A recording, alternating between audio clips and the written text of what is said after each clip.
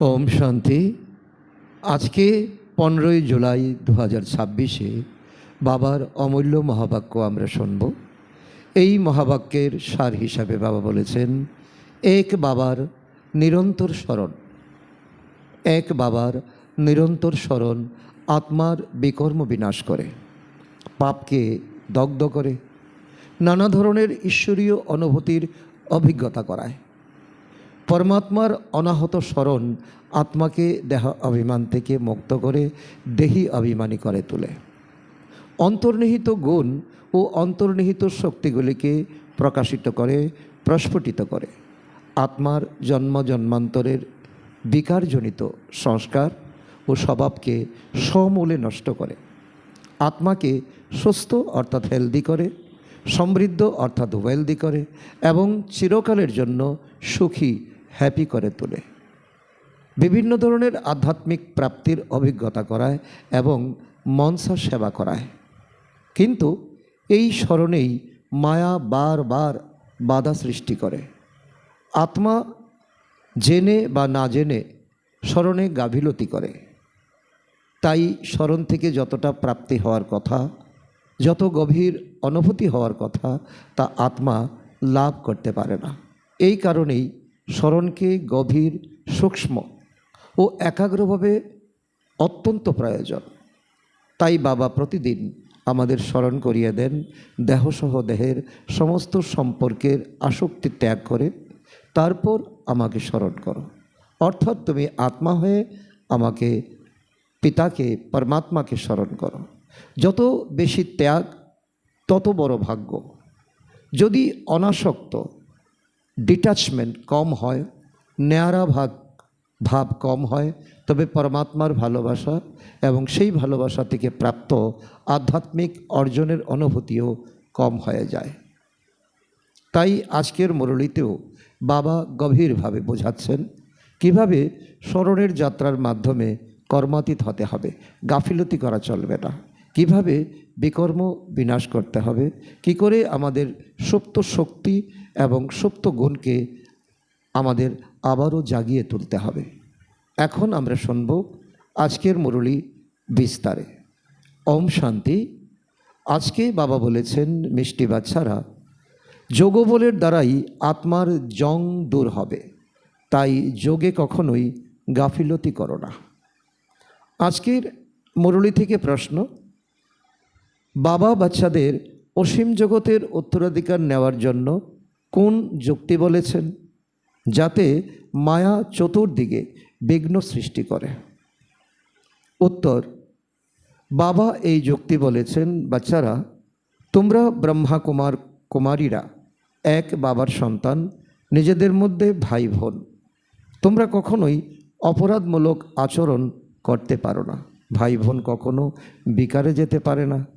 তোমাদের शिव बाबार मते चले असीम जगतेर उत्तराधिकार प्राप्त करते हबे। मायाओ किन्तु कम नय, चारिदिके एतई विघ्न एने उपस्थित करे आमरा भाई बोन एक बाबार थेके उत्तराधिकार ग्रहण करी, एकथा भूले जाए। आजकेर गीत, তোমাকে পেয়ে আমরা समस्त जगत পেয়ে গেছি, आकाश केन এই दुनिया পেয়ে গেছি। ओम शांति। गीतेर এই একটি লাইনই যথেষ্ট, কারণ বাবা প্রতিদিন আমাদেরকে জ্ঞান শোনাতে আসেন, আমাদের বিকর্ম বিনাশ করার জন্য আমাদের যোগ করার পরামর্শ দেন। আর এই একটি গানই, এই একটি গানের লাইনই আমাদের ঈশ্বরীয় নেশা জাগিয়ে দেয়। বাচ্চারা জানে যে অসীম জগতের বাবার কাছ থেকে অসীম জগতের উত্তরাধিকার পাওয়া যায় আর কল্প কল্প তা প্রাপ্ত হয়। এখন যদি আমরা প্রাপ্ত না করি তো কল্প কল্পান্তর জন্ম জন্মান্তরের জন্য আমাদের এই অসীম জগতের পিতার উত্তরাধিকার পাওয়া বন্ধ হয়ে যাবে। বাচ্চারা এও জানে যে এই অসীম জগতের উত্তরাধিকার বরাবরই ভারত পেয়েছিল, আমরা দেবী দেবতা আত্মারাই পেয়েছিলাম। এখন আর তা নেই, আবার নতুন করে পাচ্ছে। তোমরা দেখো যে এখন তো স্বর্গের উত্তরাধিকার নেই। মানুষ রাবণের দ্বারা নরকের অভিশাপ প্রাপ্ত করছে। এই অভিশাপে মানুষ দুঃখী হয়। বর অর্থাৎ আশীর্বাদে মানুষ সুখী হয়। তো বাবা আমাদের বর দেন, রাবণ আমাদেরকে অভিশাপ দেন। ব্রাহ্মণ বাচ্চারা এখন জানে যে তিনি হলেন অসীম জগতের নিরাকার বাবা এবং শিক্ষক এবং সদ্গুরু। আর প্রজাপিতা ব্রহ্মা হলেন অসীম জগতের সাকার বাবা। অসীম জগতের সাকার বাবা প্রজাপিতা ব্রহ্মা ছাড়া আর কেউ হয় না। এই ব্রহ্মার শরীরকেই কল্পকল্পান্তর বাবা এই রথকে মকরর করেছেন, নিশ্চিত করেছেন এবং এই রথের মাধ্যমে আমাদের মুক্তি, জীবন মুক্তি দিচ্ছেন। যদিও গান্ধীকে বাপুজি বলা হতো, কিন্তু নিয়ম অনুসারে তিনি তো সম্পূর্ণ মনুষ্য সৃষ্টির বাপুজি হতে পারেন না। সম্পূর্ণ নিরাকারী দুনিয়ার বাপুজি হলেন শিব। বাচ্চারা এখন জানো যে আমরা শিব বাবার হয়েছি, আমরা আমাদের প্রকৃত পরিচয় পেয়েছি। শিব বাবা এসে আমাদের আপন করে নিয়েছেন উত্তরাধিকার দান করার জন্য, কারণ আমাদেরকে দত্তক নিয়েছেন। মধুবন কিসের জন্য আসে বাচ্চারা? শিব বাবার সঙ্গে মিলিত হওয়ার জন্য, তাই না? কিন্তু তিনি হলেন নিরাকার। কেবল শিব বাবা বললে বুঝতে পারবে না, তাই বলা হয় বাপ দাদা। ব্রহ্মার শরীরের মধ্যে শিব বাবাকে অনুভব করা এটা সাধারণ কথা নয়, অনেক সূক্ষ্ম অনুভূতি। শিব বাবা আর ব্রহ্মা দাদা দোনো মিলে হয় বাপ দাদা। দাদুর নাম আলাদা আর বাবার নাম আলাদা। ওই নিরাকার যেমন সকলের বাবা, তেমনি সকলের ঠাকুর দাদাও। সমস্ত বাচ্চারা বাপদাদার থেকে অবশ্যই উত্তরাধিকার প্রাপ্ত করে। অসীম জগতের বাবার কাছ থেকে সবাই উত্তরাধিকার প্রাপ্ত করে। এই একটা আমাদের ঈশ্বরীয় নেশা।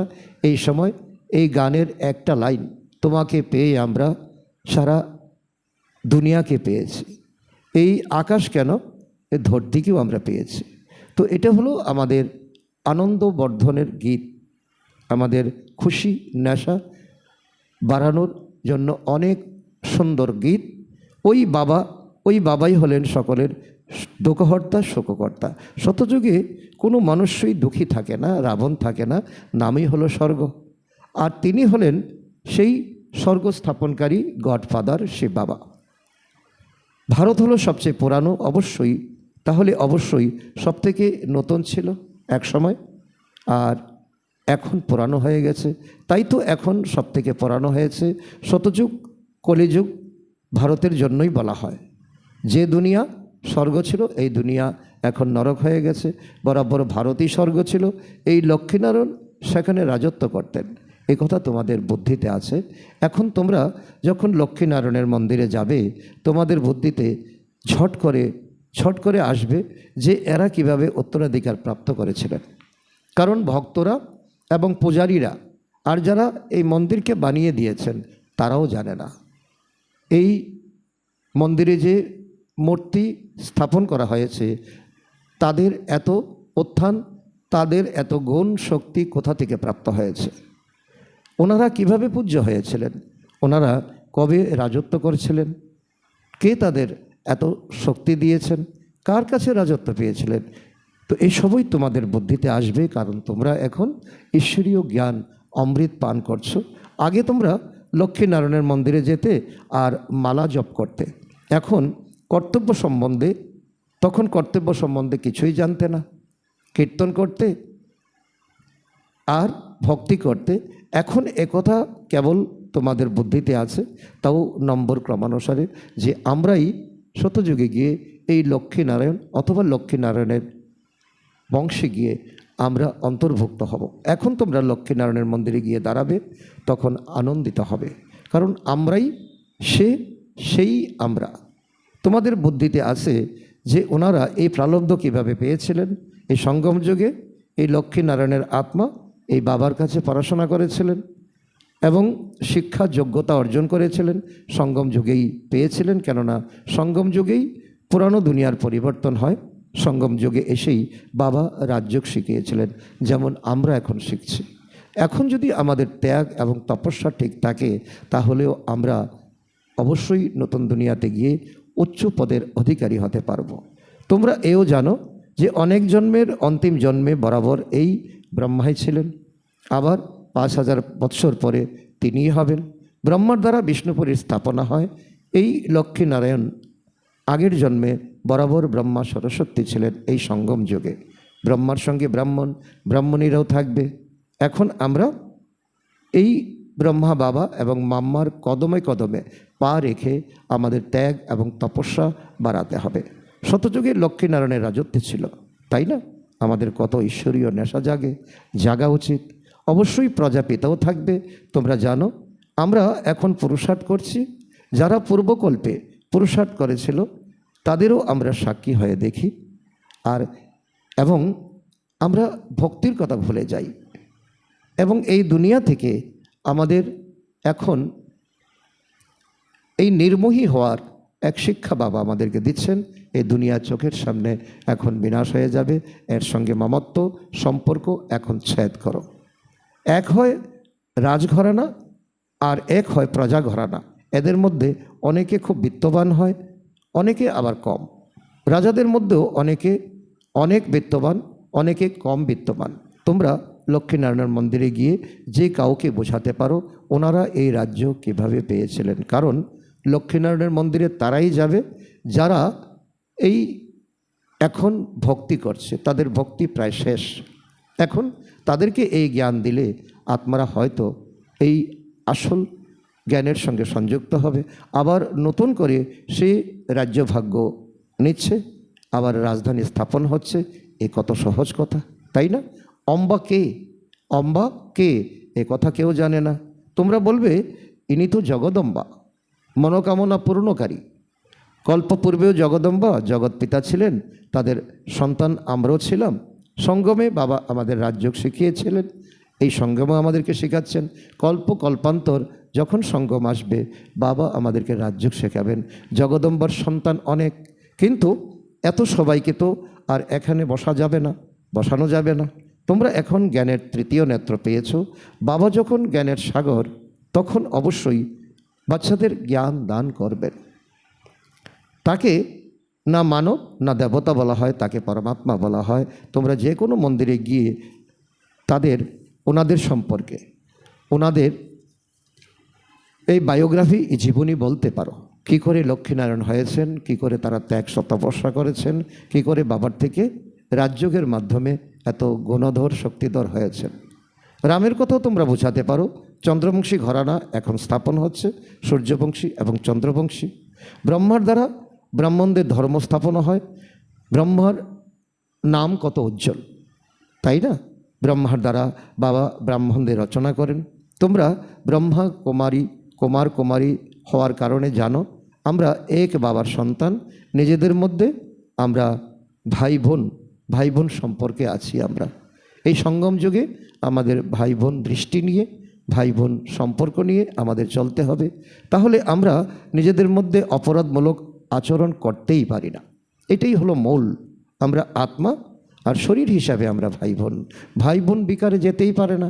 বাবা এই যুক্তির রচনা করেছেন ড্রামা অনুসারে। তুমিও ব্রহ্মা কুমার, আমিও ব্রহ্মা কুমারী।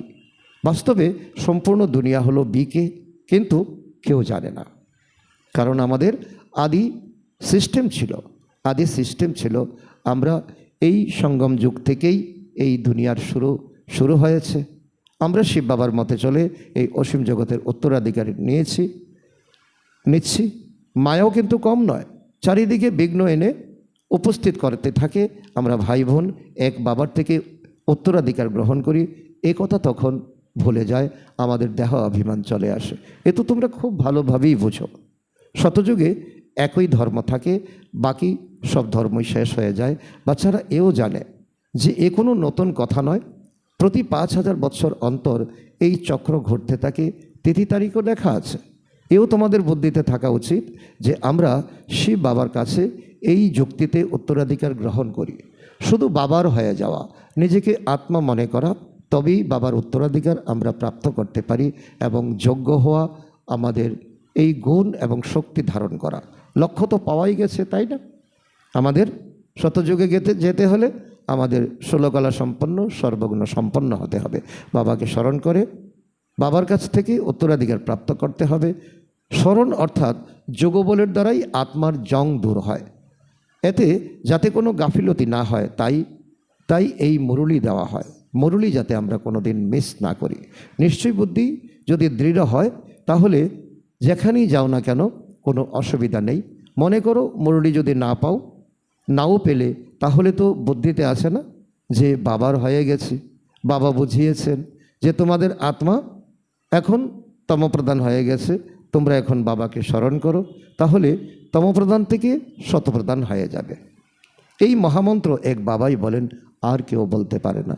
বাবাই বলেন, মিষ্টি মিষ্টি বাচ্চারা, স্মরণের বলেই তোমাদের তমপ্রধান থেকে শতপ্রধান হতে হবে। এই অক্ষর হলো এই হলো অক্ষর, কিন্তু কারোর বুদ্ধিতে আসে না। তোমরা এখন বুঝতে পারো, বরাবর কল্প পূর্বে বাবা এই অক্ষর বলেছিলেন যে দেহের সব ধর্মকে ত্যাগ করে নিজেকে আত্মা মনে করো এবং আমাকে স্মরণ করো। এইসব তো দেহের ধর্ম, তাই না? সকলের বাবা একজনই। মিথ্যে আমাদের মধ্যে লড়াই, ঝগড়া, মারামারি। সব আত্মারা ওই এক বাবাকেই ডাকতে থাকে।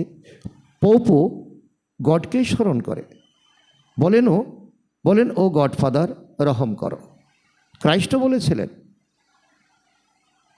খ্রাইস্ট বলেছিলেন আমি হলাম তার সন্তান, উনি হলেন আমাদের পিতা। এই মানুষদের ক্রোধী বুদ্ধিকে পরিবর্তন করো, যাতে তারা নিজেদের মধ্যে লড়াই ঝগড়া না করে সকলে যাতে নিজের পরিচয় পেয়ে যায়। স্মরণ তো বাবাকেই করবে, তাই না? আর কাউকে স্মরণ করবে না। শিব বাবাকে ডাকতে থাকে যে তুমি এসে পতিতদের পবিত্র করো। পবিত্র হলেই তো এই ছিছি রাবণের দুনিয়াতে থাকতে পারবে না, তাহলে অবশ্যই নতুন দুনিয়া চাই। তাই বাবা বলছেন নতুন দুনিয়া তো মুহূর্তের মধ্যে হয়ে যাবে, কিন্তু নতুন দুনিয়াতে যারা যাবে তাদেরও তো এখন যোগ্য হতে হবে। তাই আমাদের প্রতিদিন বাবা শিক্ষা দিচ্ছেন, কলিযুগ পরিবর্তন হয়ে সত্যযুগ তো হবেই, তাই না? কিন্তু এও বাচ্চারা বুঝতে পারে না। এক ডাক্তার এসেছিলেন, বলেছিলেন কলিযুগ তো কলিযুগেই চলবে। আরে সদা কলিযুগ কিভাবে চলবে? সময়ের ধর্ম হলো এগিয়ে যাওয়া। কলিযুগ কি ভালো?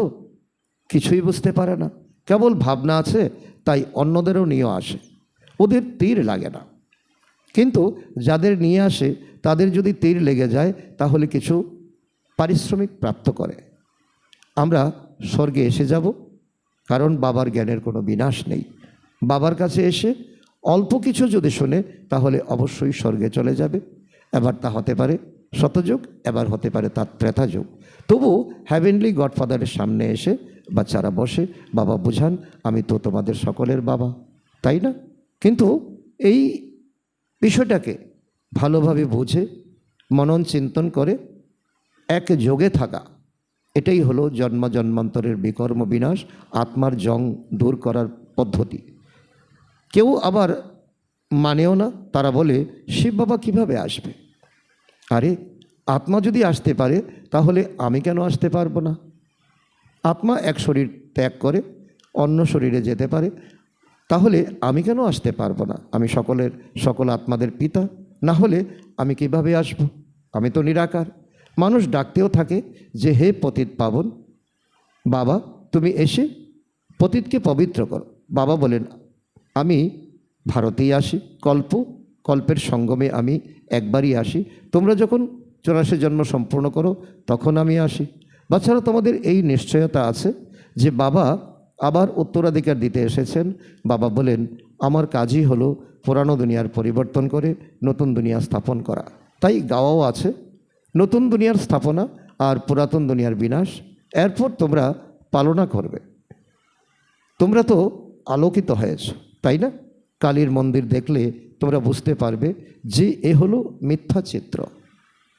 কালী জগদম্বা, কিন্তু এমন ভয়ানক রূপ নয়। বাবা বলে কি কালকে জয় করে সেই কালী, তো জগদম্বাই কালী। বাংলায় কালীর সামনে বলি দেওয়া হয়। কিছু মানুষ কিছুই জানে না। জগদম্বার মন্দিরে হাজার হাজার মানুষ আসে, সর্বদা যেন এক মেলা। ছোট মূর্তি রাখা আছে, তো নাম রেখেছে জগদম্বা। এখন জগদম্বা তো একজন হওয়া উচিত। আর এই তথ্য এই সময় বাবা এসে আমাদেরকে বলছেন জগদম্বা হলো এই সঙ্গমে তোমাদের সকলের মাম্মা। সিন্ধু দেশে কালীর মন্দির কেমন বানানো হয়েছে? একবার কেল্লার মধ্যে বম ফেটে গিয়েছিল, তখন ফকির বলেছিল কালীমা রাগ করেছেন, ব্যাস মানুষ গিয়ে সেখানে কালী মন্দির তৈরি করে দিয়েছিল। এখন এই কালীকে মানুষ কিছুই জানে না। তোমরা এখন জ্ঞান পেয়েছো, এমন কিছু নেই যা তোমাদের অজানা, তোমরা সব কিছু জানো। সৃষ্টিচক্রে আদি মধ্যের অন্তের রহস্য তোমরা জানো। তোমরা বুঝতে পারো যে আমরা বাবার থেকে উত্তরাধিকার গ্রহণ করছি, তাই আমাদের সম্পূর্ণ পুরুষার্থ করা উচিত, তাই না? এমন আমাদের মধ্যে একটা তীব্রতা, আমাদের মধ্যে একটা প্রতিযোগিতা থাকতে হবে। প্রথম নম্বরের দুঃখ তখন শুরু হয় যখন কুমার কুমারী বিবাহ করে। তোমাদের তো বিবাহ করার খেয়াল আসা উচিত নয়। বাবা এখন বলছেন এই রাবণ রাজ্য এখন শেষ হয়ে যাবে।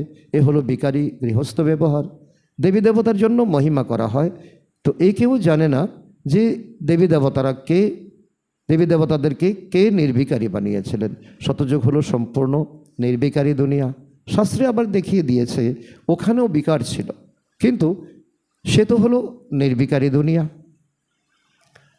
বিকারী আর নির্বিকারী দুনিয়ার মধ্যে কত তফাৎ। বিকারী দুনিয়া হলো দ্বাপর কলিযুগ, নির্বিকারী দুনিয়া হলো শতযুগ আর ত্রেতা যুগ। এই কথা আর কারোর বুদ্ধিতে নেই। তোমরা জানো যখন এই লক্ষ্মীনারায়ণের রাজত্ব ছিল তখন এখানে কত অল্প মানুষ ছিল। তখন একই ধর্ম ছিল, একই রাজ্য ছিল, একই ভাষা ছিল। তারপর তা বৃদ্ধি পেয়েছে।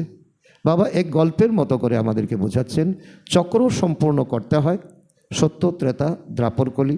তখন বলা হবে সম্পূর্ণ পৃথিবীর চক্র লাগিয়েছে, সমুদ্রকে তো আর প্রদক্ষিণ করতে পারবে না।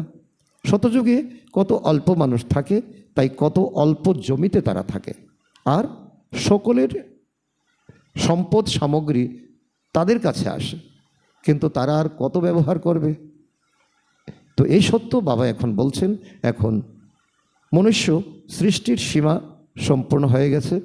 উপরে যে অল্প আত্মা আছে তারাও আসতে থাকছে, মানুষ বাড়তেই থাকছে, কিন্তু গভর্নমেন্ট কোনোভাবেই তা ঠেকা দিতে পারছেন না, আর কোনো রকম সঠিক সিদ্ধান্ত নিতে পারছেন না। যখন ওখান থেকে আত্মা আসা সম্পূর্ণ হয়ে যাবে, তোমরা কর্মাতীত অবস্থা প্রাপ্ত করবে, তারপর আত্মাদের শরীর ত্যাগ করে যেতে হবে পরমধামে। ওদের আসা আর তোমাদের যাওয়া হবে, অল্প অল্প করে আসতে থাকে। এ তো বোঝার মতো কথা। আমরা প্রথমে গিয়ে ওখানে থাকব, আমরা থাকতে অন্য কেউ সেখানে থাকবে কেন? এটা আমাদের মধ্যে প্রতিযোগিতা। আমরাই শতযুগের রাজ্যভাগ আমরা এখন প্রাপ্ত করব, উত্তরাধিকার প্রাপ্ত করব। এ হলো বিস্তারের কথা। বাবা তবু বাচ্চাদের বলেন, বাচ্চা তোমাদের প্রিয় বাবুলকে স্মরণ করো। সে বাবার আরেক নাম বাবুলনাথ। বাবাকে স্মরণ করলে তোমাদের লাভ আছে। এই হিস্ট্রি জিওগ্রাফি তো অনেক মানুষ অনেকই পড়ে, তারা অনেক দূরে দূরেও যায়, চাঁদেও যায়। এ হলো সায়েন্সের অহংকার, যা অতীতে যায়। চাঁদে তো কিছুই নেই।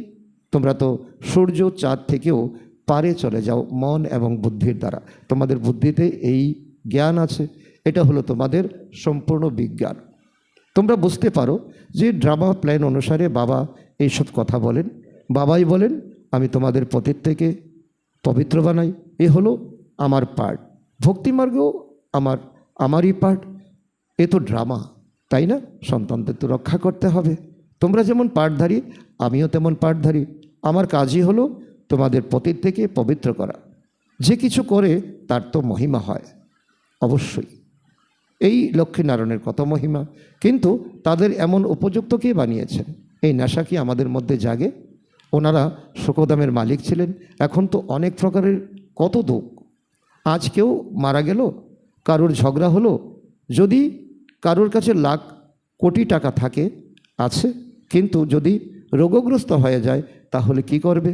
বিরোধের কাছে কত অর্থ আছে, এক জন্মের অর্থ দেখা যায়, কিন্তু এমন কেউ নেই যার কোনো দুঃখ নেই। এটা এমন এক সংসার হয়ে গেছে, দুঃখের দুনিয়া। কোনো না কোনো প্রকারের দুঃখ সকলেরই আছে। এখন তো এই পয়সা ইত্যাদি সব মাটিতে মিশে যাবে। সুতরাং বাবা আমাদেরকে ইশারা করছেন, সফল করো, সফল করো, অর্থাৎ ঈশ্বরীয় ব্যাংকে এই তন মন ধন ঈশ্বরীয় সেবাতে লাগাও। আচ্ছা, মিষ্টি মিষ্টি হারানিধি বাচ্চাদের প্রতি মাতা পিতা বাপদাদার স্মরণের স্নেহ সমন আর সুপ্রভাত। আত্মাদের পিতা তার আত্মারূপী বাচ্চাদের জানাচ্ছেন নমস্কার। আমরা আত্মারূপী সন্তানরা আমাদের মাতা পিতা বাপদাদাকে জানাই স্মরণের স্নেহসমন, সুপ্রভাত ও নমস্কার। ধন্যবাদ বাবা, ধন্যবাদ। আজকের মুরলী থেকে ধারণার জন্য মুখ্য সার: 1 নম্বর, কর্মাতীত অবস্থা প্রাপ্ত করে ঘরে ফিরে যেতে হবে, কিন্তু তখনই যাবে যখন আত্মাদের আশা বন্ধ হবে পরমধাম থেকে। এই বিস্তারকে বুদ্ধিতে রেখে একমাত্র বাবুলকে, অতি প্রিয় বাবাকে ভালোবাসার সাথে স্মরণ করতে হবে। নাম্বার 2, তোমরা জ্ঞানের আলোক পেয়েছো, তাই নিশ্চয় বুদ্ধি হয়ে বাবার কাছ থেকে সম্পূর্ণ উত্তরাধিকার গ্রহণ করতে হবে। যেখানে থাকো স্মরণের বলে আত্মাকে তমপ্রধান থেকে শতপ্রধান বানানোর পুরুষার্থ করতে হবে। আজকে বাপদাদার মধুর বরদান আমাদের বাচ্চাদের প্রতি: সমানে স্থিত থেকে বিশ্ব দ্বারা সম্মান প্রাপ্তকারী দেহ অভিমান মুক্ত ভব। তার অর্থ বাবা বলছেন, পড়াশোনার মূল লক্ষ্য হলো দেহ অভিমান থেকে পৃথক হয়ে দেহি অভিমানী হওয়া। এই দেহ অভিমান থেকে পৃথক হওয়া অথবা মুক্ত হওয়ার বিধি হলো সদা সমানে স্থির থাকা। সঙ্গম যুগের আর ভবিষ্যতের যে কোনো প্রকারের সমান রয়েছে, তার মধ্যে যে কোনো একটা সমানে স্থির থাকলে দেহ অভিমান মিটতে থাকবে। যে সমানে স্থির থাকে তার শত মান প্রাপ্ত হয়। সদা সমানে থাকে যারা, তারাই বিশ্ব মহারাজন হয় এবং বিশ্ব তাদের সম্মান জানায়। আজকের স্লোগান: যেমন সময় সেই অনুসারে নিজেকে মোল্ড করা, এই হলো রিয়েল গোল্ড হওয়া। আজকের অব্যক্ত ইশারা: জ্বালাস্বরূপ স্থিতিতে থেকে শক্তিশালী স্মরণের অনুভব করো। এর অন্তর্গত বাবা বলেছেন, এখন নির্ভয়ে জ্বালামুখী হয়ে প্রকৃতি আর আত্মাদের ভিতরে যে তমগুণ রয়েছে তা ভস্ম করো। তপস্যা অর্থাৎ জ্বালাস্বরূপ স্মরণ। এই স্মরণের দ্বারাই মায়া বা প্রকৃতির ভয়ঙ্কর রূপ শীতল হয়ে যাবে। তোমাদের তৃতীয় নেত্র, জ্বালামুখী নেত্র, মায়াকে শক্তিহীন করে দেবে। আচ্ছা, ওম শান্তি।